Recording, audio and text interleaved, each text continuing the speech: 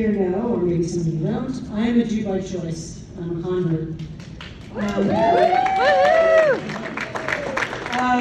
In fact, I have officially been a member of the tribe for 1 year and 28 days. Having gone in the meantime, April 20th, 2023, after a long previous history. The rabbi said she forgot that I actually needed to convert because she considered me a Jew already. But for those of you who are quick at math, you may have already figured out that this means that just about 2 weeks shy of my 6-month anniversary as a Jew, we experienced October 7th. And I'm not going to lie and say that with all that has happened since then, I didn't think, what in the world have I got myself into? But in fact, those first couple of months, I reevaluated and re-educated myself about what it meant to be a Jew. I devoured articles and books and podcasts on Jewish history, on the history of Israel and Palestine, on anti-Semitism. And what I learned and what I reaffirm for myself every day is that it is good to be a Jew. In fact, it is great to be a Jew, and I am lucky to be a Jew and even luckier to belong to this community, our B'nai Tikvah. I know it might sound weird or perhaps naive in light of what is going on around us, but actually it is because of what is happening that I feel the way I do. And to understand this, I have to tell you a little bit about why I became a Jew and my B'nai Tikvah's role in that transformation. As some of you know, I was raised Catholic. Being a Catholic for me was as much as my part of it and my identity as being Italian or Portuguese or having curly black hair or hazel green eyes. I was involved in parish and ritual life. I had a spiritual home at my parish church that raised me. But then, for reasons that could fill a whole nother speech and we won't go into tonight, I lost that spiritual home when Lori and I started going to Mass together as a couple, and then eventually as parents to Max and Sarah. Over time, I realized that we were not fully accepted, and I could never participate again fully in parish and ritual life as I had before.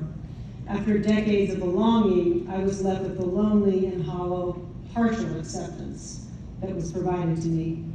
But during the same time, God and our friend Zia, hello in Israel, led us to CBT.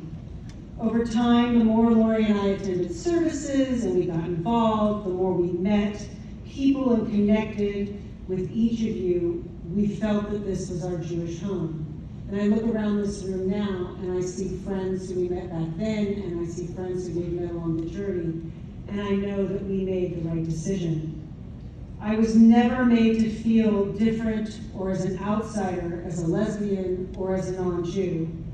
And I began to experience that true joy that comes from being a part of a community that sees me, hears me, and accepts me for who God created me to be. I fell more in love with all of you and with Judaism, and this amazing thing happened.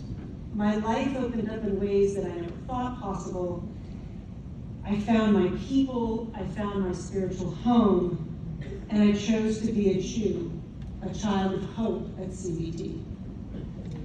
And through the years, I have seen similar conversions, if you will, take place in the hearts and lives of others who have come to feel the radical acceptance that comes with being a part of this community.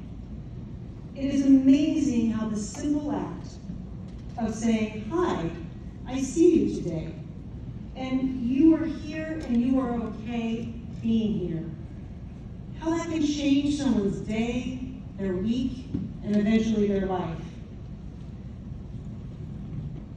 Do you know what a rarity it is in today's world to have a place where we can all come and show up and people will see you and they'll take the time and the initiative to walk with you as you are on this life journey? Do you know how truly lucky we are? Do you know how amazing and special this community, B'nai Tikvah, is? We are all ages, backgrounds, races, genders, sexual orientations.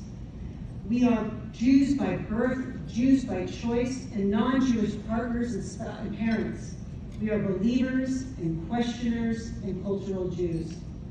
But yet, we are all people, created in the image of God, who wake up and make the choice every day to see God in others, to pass the values and the wisdom of our ancestors on to the next generation, and to be active participants in making this world as it should be, not as it is. Over these past 8 years, and especially these last 7 months, I have returned again and again to you, my B'nai Tikvah family, for strength and for comfort. And I have seen and experienced the living examples from all of you as to who we are as people and what a positive force we are in the world. I have been the other. I have experienced what it is to be shut out. But I've also experienced the way that Judaism and this community's true acceptance and dignity transformed my life. And that is why it is good to be a Jew, and even better to be a Jew at CBT.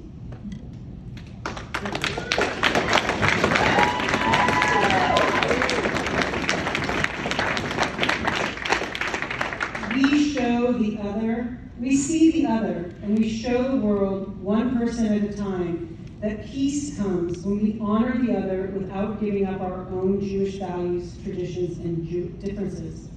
This is our hope and link to the past and the future. But to hope and to be a community are actions. They must be supported, maintained, grown, and nurtured. If we passively sit by and say, others will do that, soon there will be no others, and then there will be no us, no community, and no hope. In today's world, we cannot let this happen. Today, we need B'nai Tikvah more than ever. We need it for Jewish community. We need it to be seen as we are in this world, and we need it to pass along to our children and our grandchildren the values, commandments, and traditions that have enabled us to survive and thrive in despite of those who in each generation have risen up against us. And so tonight I ask you to join Lori and I in choosing B'nai Tikvah. To do this, we must show up for CBT and continue the work of being a truly Jewish community that makes the world a better place for all who encounter us. This is how we will change the world. One person, one family, one community, one generation at a time. So please, raise your paddles for B'nai Tikvah, for community, for hope, for now and the future.